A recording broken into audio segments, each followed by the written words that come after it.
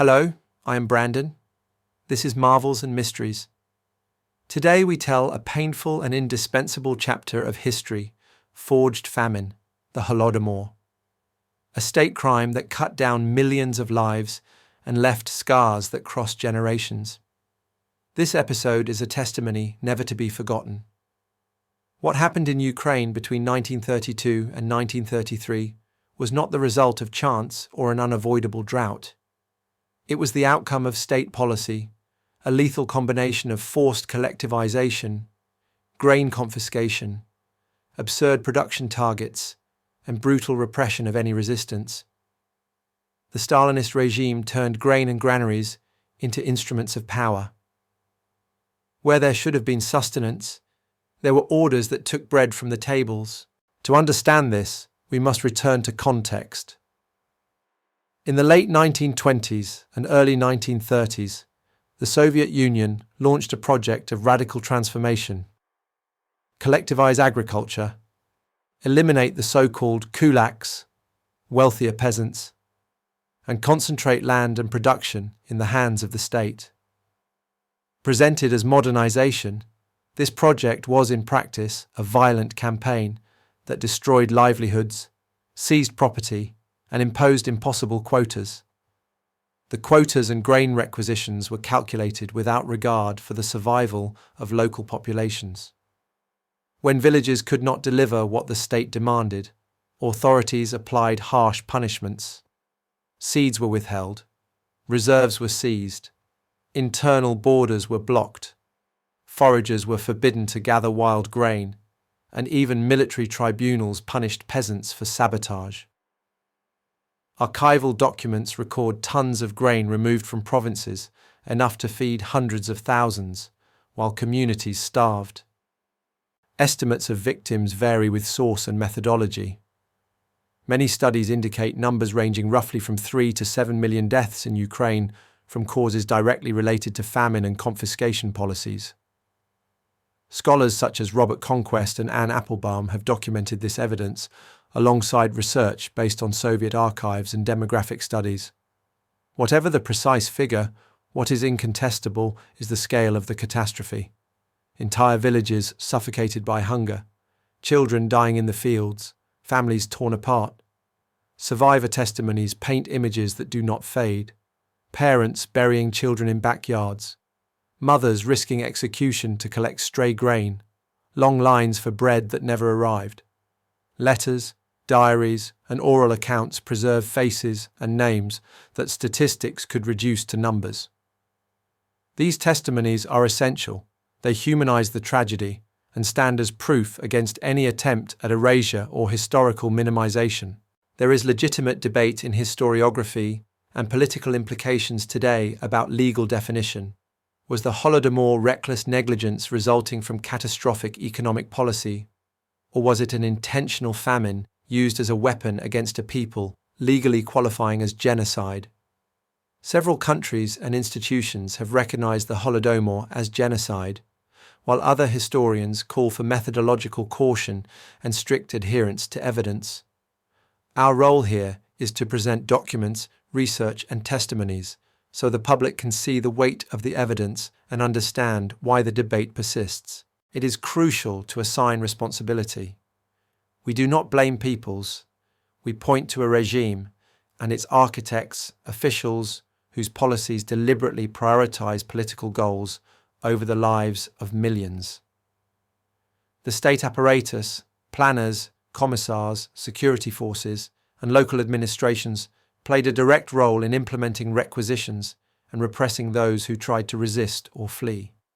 This is the heart of historical accountability, tracing the orders, records, and decisions that converged into catastrophe.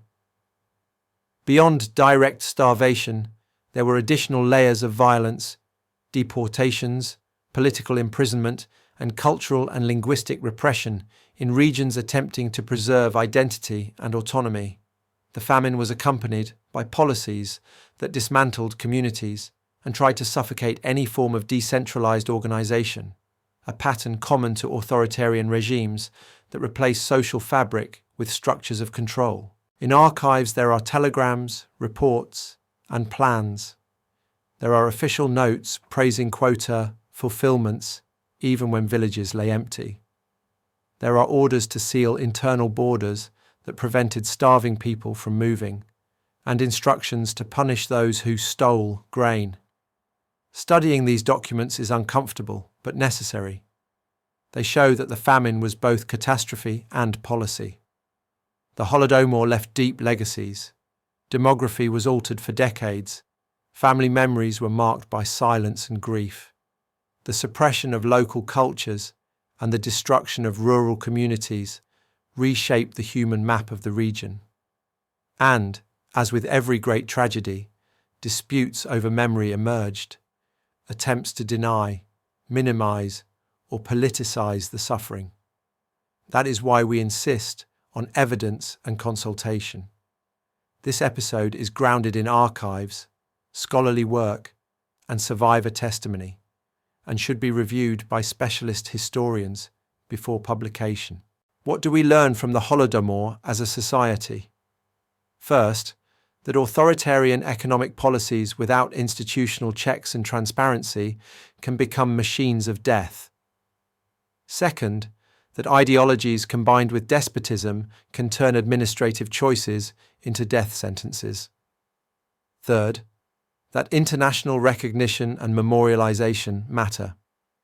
Acknowledging suffering, studying causes, and teaching in schools is a protection against repetition.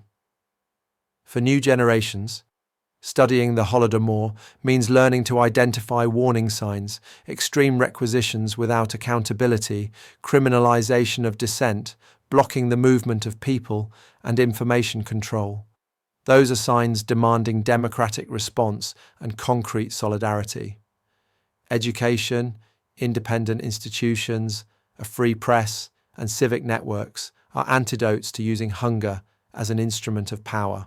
At Marvels and Mysteries, we believe memory requires action. We invite you to read the sources, visit digital archives, and listen to preserved testimonies. Recommended readings include scholarly works that use Soviet archives, demographic studies published in academic journals, and collections of survivor testimony. We will list links and references in the description for those who want to delve deeper and help preserve these memories. It is not our aim to simplify or to turn pain into spectacle. It is our duty to document, condemn criminal policies, and amplify the voices of victims. I say with full clarity, the Stalinist regime and its political leaders, those who chose ideological priorities over human lives, must be named and remembered as architects of policies that led to millions of deaths.